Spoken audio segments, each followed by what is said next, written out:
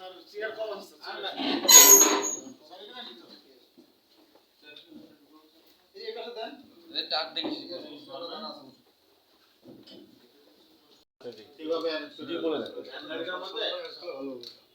Van গাড়িটার মধ্যে এইটা সহ মানে খোলা জায়গায় সকল মালামাল যেগুলো পাইছো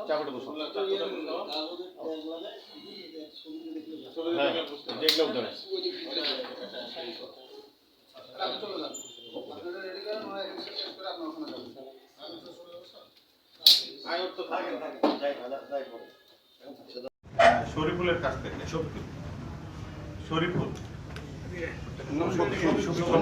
শফিকুলের কাছ থেকে আমরা একটা সদর থানার ওসির কাছে একটা খবর আসে যে তার ভুট্টা ক্ষেতের মধ্যে একটি মস্তকবিহীন মানে মাথাবিহীন একটি মহিলার লাশ পড়ে আছে, রক্ত মাখা কাপড় চোপড় সহ, এবং একটি টুপি, লাল টুপি এবং স্যান্ডেল সহ, এবং মহিলার জামা কাপড় অন্যান্য জিনিসপত্র এগুলো ছিল।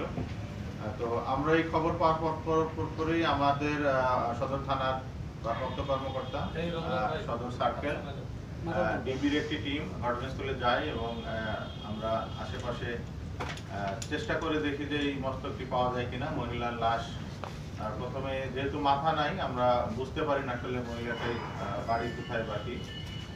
দেন আমরা এই লাশের পরিচয় শনাক্ত করার জন্য পিবিআই রংপুর এবং সিআইডিকে আমরা কল করি। বিকেলের দিকে ওই টিমটা আসে, কিন্তু তাদের তাৎক্ষণিকভাবে আমরা এই লাশটা আসলে কার, যেহেতু মাথা নাই, আমরা শনাক্ত করতে ব্যর্থ হই। প্রযুক্তি ইউজ করেও আমরা ব্যর্থ হই।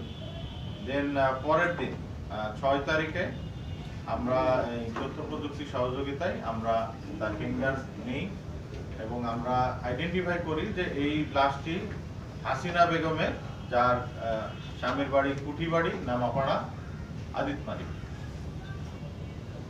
এই পরিচয় যখন আমরা পেলাম, আমাদের টিমটা তাৎক্ষণিকভাবে সদর থানার টিম, ডিবি টিম সবাই মিলে আমরা সেই আমাদের এই টিমগুলো ঘটনাস্থলে যাই।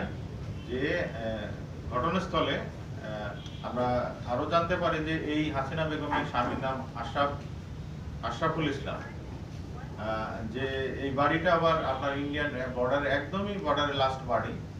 এই বাড়িতে আমরা যেহেতু আমাদের সন্দেহ হয়েছে যে এই বাড়ির মেয়ে বউ মিসিং, তো আমরা আমাদের পুলিশি কায়দায় বাড়ি সার্চ করে আমরা রক্তমাখা জ্যাকেট, একটি শার্ট এবং সিমেন্টের আপনার একটা ব্যাগ, বস্তা যেটাতে রক্তমাখা ছিল, পাশাপাশি কাঠের একটি বক্স আমরা পাই, এবং যেই ভ্যান গাড়িতে করে হাসিনা বেগমকে ঘটনাস্থলে নিয়ে যাওয়া হয়েছিল সেই গাড়িটিও আমরা জব্দ করি। এরপরে আমরা ওইখানে এই আশরাফুল ইসলামকে খুঁজে পাওয়ার জন্য আমরা চেষ্টা করি। যে পলাতক থাকে তাকে ওই সময় গ্রেফতার করা সম্ভব হয়নি। 7 তারিখে আমরা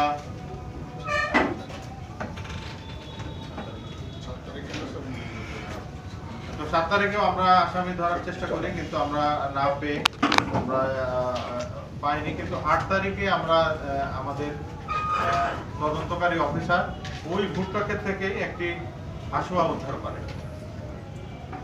8 তারিখে আমরা যখন এই হাসুয়াটা পাওয়ার পরে আমরা এই আশরাফুল ইসলামের যে আগের পক্ষের বউ, মানে সতীন, যেটা হাসিনার সতীন মেহেরুন্নেসা, তো তার কথাবার্তা এবং তার আচরণে আমাদের মধ্যে সন্দেহ দেখা দিলে আমরা হাসিনা বেগমকে আমাদের নিরাপত্তা হেফাজতে নিয়ে আসি এবং তাকে নিবিড়ভাবে জিজ্ঞাসাবাদ করি। জিজ্ঞাসাবাদের এক পর্যায়ে সে বলে যে সে ঘটনার বিষয়ে জানে এবং তার স্বামী যে হাসিনা বেগমকে খুন করেছে এই বিষয়ে সে মাথাটা কোথায় আছে আমাদেরকে দেখানোর জন্য, মানে উদ্ধারের জন্য আমরা তাকে নিয়ে মুভ করি বর্ডার এলাকায়। আমাদের সাথে বিদ্রোহী ছিল, কিন্তু ওই দিন আমরা 8 তারিখে আমরা আমাদের ডিবি টিম এবং আমাদের তদন্তকারী অফিসার সদর থানার টিম, দুইটা টিম মিলে আমরা মেহরুনের দেখানো মতে আমরা